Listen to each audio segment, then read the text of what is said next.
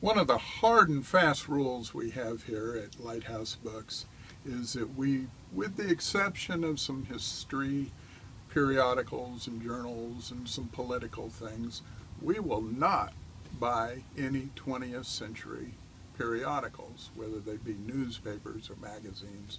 We learned over the years that you have a stack of them, a few people go through them, and then you have confetti.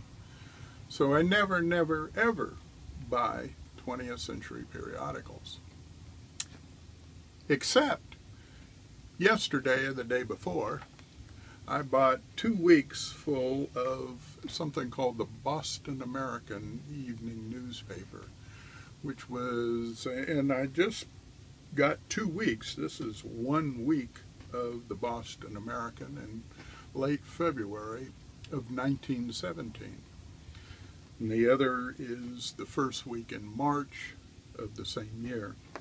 It's in the year, or in the weeks leading up to America's entry into World War I. The war had actually started back in July of 1914 with the assassination of the Archduke, and had been going on for close to 3 years in Europe. In the meantime, we Americans stayed neutral under the leadership of Woodrow Wilson. We had people in the country who were pro-Britain. We also had people in the country that were pro-German, particularly the Irish Americans, the German Americans, and the Swedish Americans. This newspaper, the Boston American, being an Irish newspaper in an Irish city, had an interesting perspective on the war and strongly wanted America to stay neutral.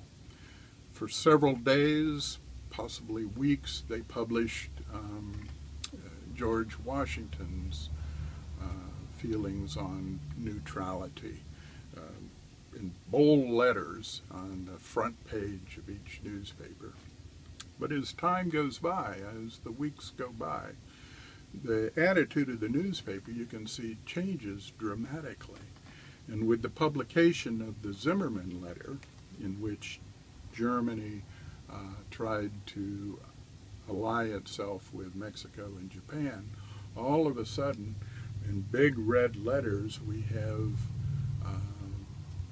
the newspaper advocating the United States get involved in the war. As the war progressed, one of the great weapons that the Germans used were their submarines, their U-boats. And occasionally, from time to time, particularly in the case of the Lusitania, for instance, a ship would be sunk with a lot of Americans on it. But the Germans always apologized, always said they would do better, and for the most part laid off of American ships.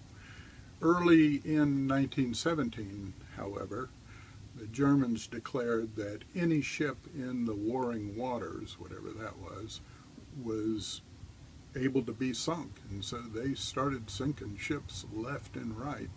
And that really is what pushed America into the war. And it wasn't long afterwards, in April of 1917, that Congress declared war against Germany.